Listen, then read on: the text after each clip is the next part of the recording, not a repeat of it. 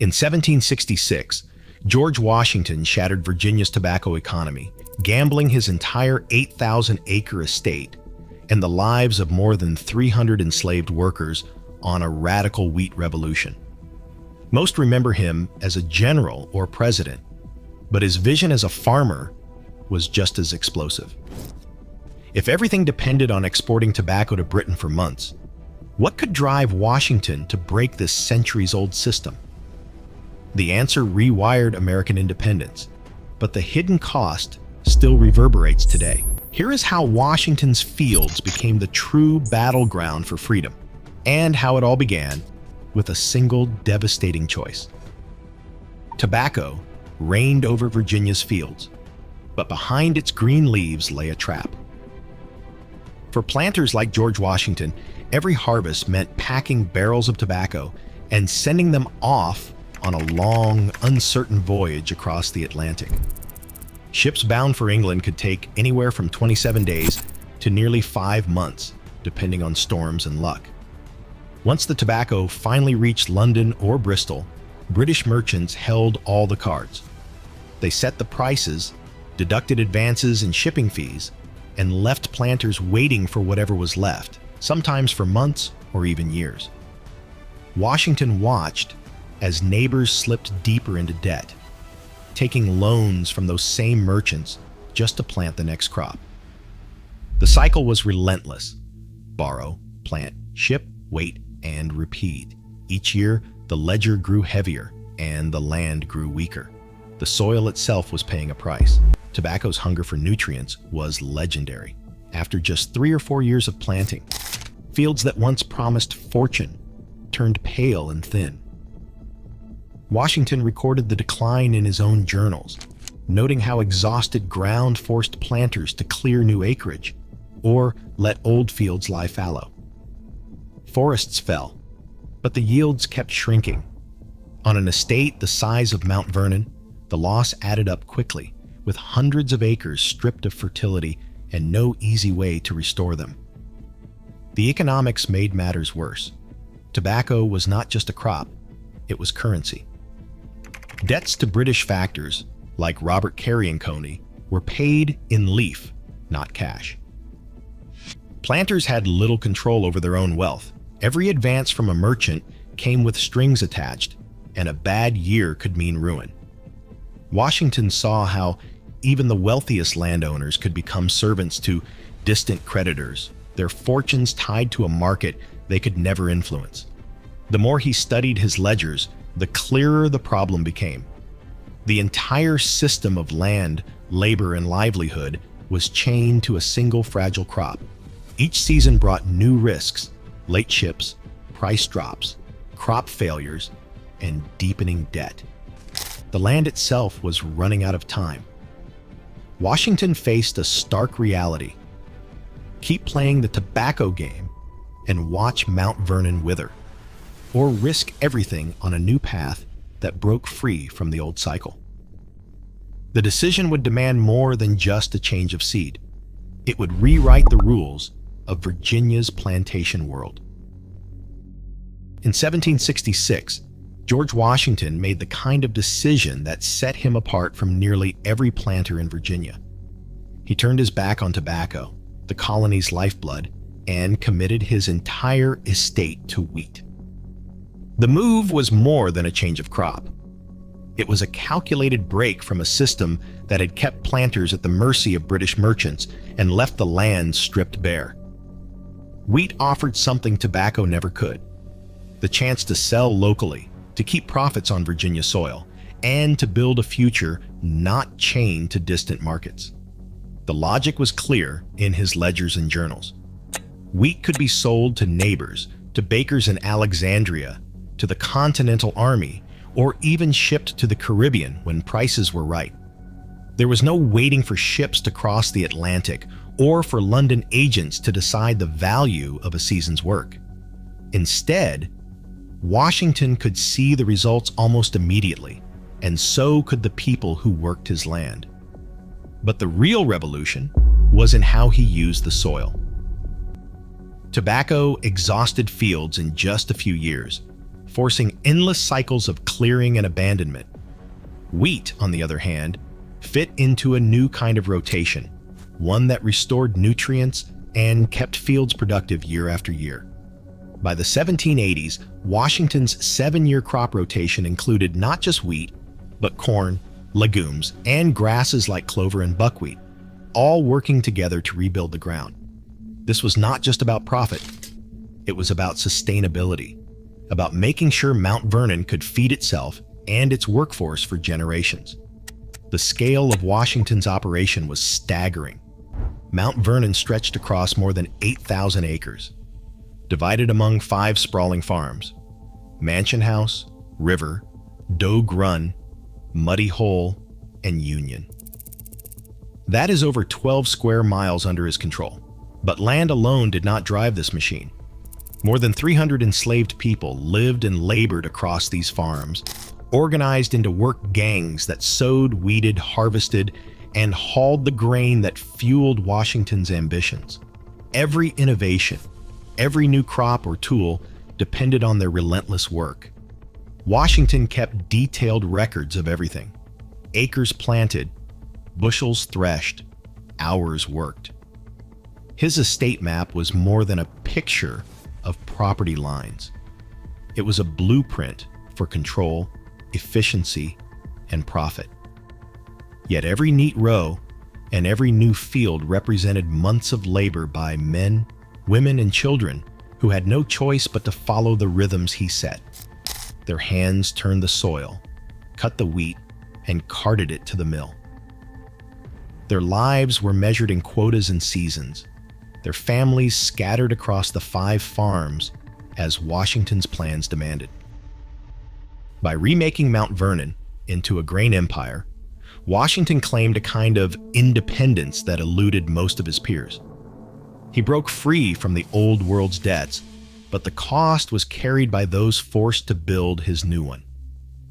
The next chapter of his story would unfold not just in the fields, but in the experiments and innovations that followed, each one asking more of the land and of the people bound to it. Washington's ledgers from the 1780s read less like a planter's diary and more like a scientist's lab notebook. Each field became a test plot, each season an experiment in search of better yields. Over 60 different crops appeared on his planting lists: barley, clover, carrots, corn, buckwheat, turnips, and more. Each one tracked for growth, disease, and productivity. He recorded weather patterns, soil conditions, and the performance of every seed, often noting which fields responded best to which treatments. Planting methods were never left to tradition. Washington compared drill planting, a technique that placed seeds in neat, measured rows, against the more common broadcasting method where seeds were scattered by hand.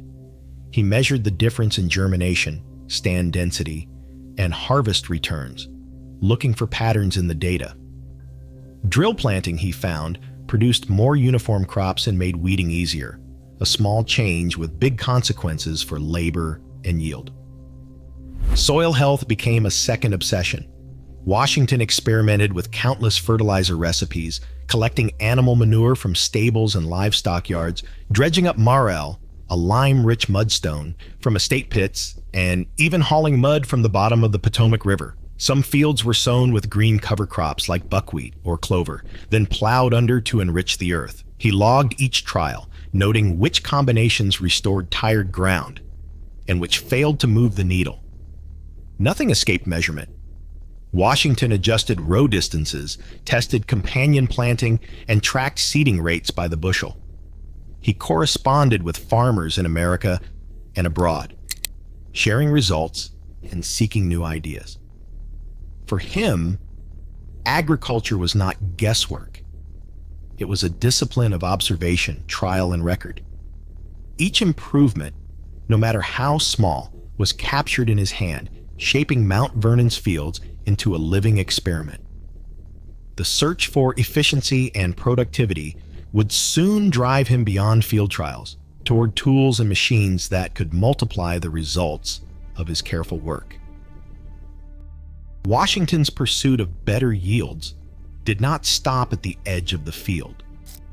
He believed the right tool could multiply human effort, so he scoured agricultural journals and English catalogs for new equipment. In 1765, he imported the Rotherham plow from England, a design that promised deeper, more efficient tillage than anything common in Virginia. But the imported model was not a perfect fit for Mount Vernon's heavy, often stubborn soils. Washington tinkered with the angle and weight, working with local blacksmiths to adjust the moldboard and handles. The result was a plow that cut cleaner furrows and demanded less from the draft animals, saving time and labor across hundreds of acres. Every spring, lines of oxen and horses pulled these improved plows through the fields, breaking ground for wheat, corn, and cover crops. The plow's success freed up hands for other tasks, letting Washington push his rotation and experimentation further than any of his neighbors. Harvest brought the next challenge, turning grain into profit. In 1770, Washington built a new gristmill at Dogue Run, powered by water from a carefully engineered raceway. The mill could process thousands of pounds of wheat into flour each day. But Washington wanted more than raw output. He wanted precision and consistency. By the early 1790s, he invested in the automated milling system designed by Oliver Evans, a young American inventor. Evans's system used a network of wooden elevators, conveyors, and bucket belts to move grain and flour from one stage to the next. Instead of a team of workers shoveling and hauling each sack by hand, a single skilled automation operator could oversee the entire process. Wheat was hoisted to the top floor, cleaned, ground, sifted, and sorted into barrels, all with minimal manual lifting. This leap in automation meant Washington could offer superfine flour for export, a coarser grade for local sale, and bran for plantation rations. The mill became a hub, linking the work of the enslaved harvest gangs in the fields to markets in Alexandria, the Caribbean, and beyond. Evans' machinery did not eliminate the need for labor, but it amplified every hour spent, turning Mount Vernon's grain into a steady stream of income. The system's efficiency set a new standard for American milling, and Washington's reputation as a forward-thinking farmer spread far beyond Virginia's borders. At Dogue Run Farm, the 16-sided treading barn stood as a bold answer to the chaos of outdoor threshing. Grain harvest in Virginia could be undone by rain, mud, or theft, but Washington's barn brought order and protection to the heart of the operation. Its design was pure geometry in motion, with 16 straight walls forming a polygon nearly 52 feet across, capped with a cypress shingled roof. Horses reached the upper level by a packed earthen ramp, circling in steady rhythm atop a floor of white oak planks. Gaps between the boards, precisely 1.5 inches, let the grain fall through as the horses trotted over sheaves of wheat.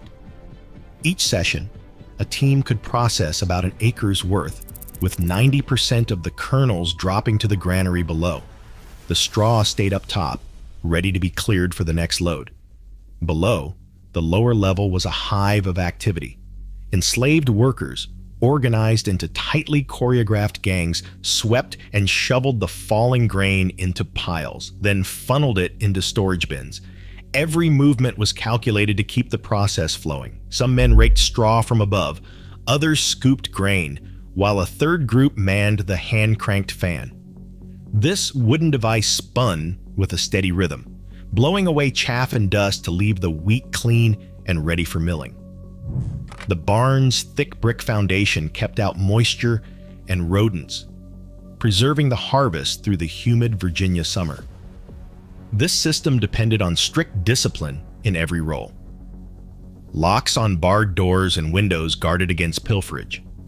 There was no internal staircase, so horses and workers entered by separate paths, minimizing confusion and keeping the system running like clockwork.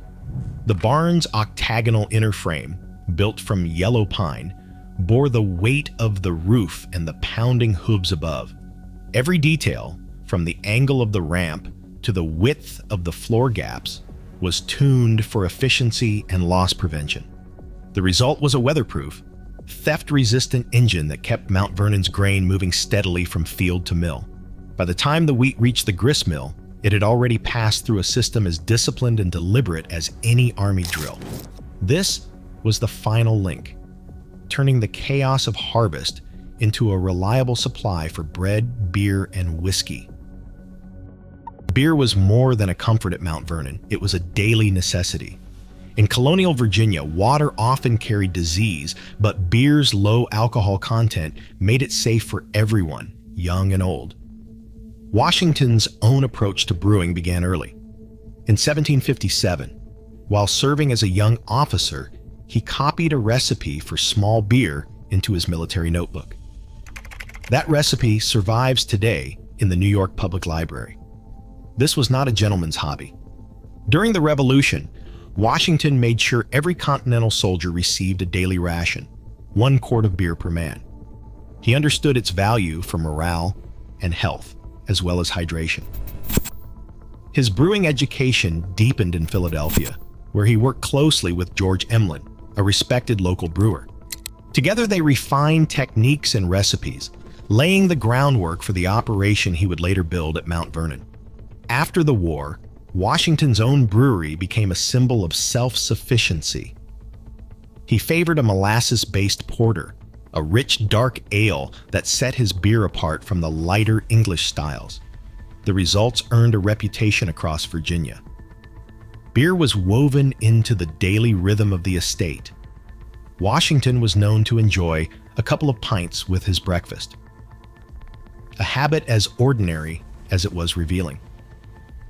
For him, grain was never just for bread or profit, it was the foundation for a healthier, more independent household. The transformation of wheat and barley into beer marked the first step in Mount Vernon's journey from field to glass, long before whiskey would become its most famous export. By 1799, the Mount Vernon Distillery was running at a scale unmatched in the new nation. 11,000 gallons of whiskey poured from 5 copper stills each year, making it the largest producer in America. The logic was as sharp as it was practical. Turning bulky grain into whiskey meant fewer wagon loads to haul, higher profits per barrel, and a steady market close to home. James Anderson, a Scottish distiller hired in the mid-1790s, brought expertise that transformed Washington's modest operation into a commercial powerhouse. Anderson oversaw the entire process, mashing rye, corn, and barley, managing fermentation, and keeping the stills running through long winter nights. But the real engine of the distillery was a skilled, enslaved workforce. Men like Hansen, listed as a distiller in the 1799 census, worked side by side with Anderson, tending fires, monitoring mash, and hauling barrels. Their precision and endurance kept the operation efficient, yet their names rarely appeared in ledgers except as property or labor costs. Inside the still house, the air thick with steam and smoke, these men turned Washington's grain into liquid gold, hour after hour, season after season. The paradox was hard to ignore. Just 5 years earlier, Washington had sent federal troops to enforce the whiskey tax in western Pennsylvania, crushing the Whiskey Rebellion. Now his own distillery was one of the largest beneficiaries of that same tax system, profiting from a product he once helped regulate at gunpoint. Washington's will, written in 1799, included a clause for the emancipation of the people he directly owned, but only after Martha's death. The majority, bound as part of the Custis estate, would remain in bondage. The prosperity of Mount Vernon's fields, mills, and distillery rested on the forced labor of more than 300 people. Every barrel that left the warehouse carried the weight of their unacknowledged skill and suffering. a legacy as real as any innovation. Every loaf of bread, pint of beer, or acre under cultivation today stands on choices about labor, land, and justice. Washington's fields yielded both innovation and contradiction, reminding us that progress is never simple and freedom is never free. As food systems face new reckonings, the roots we tend or ignore still shape the harvest. The future of agriculture is being written now. What will we choose to grow?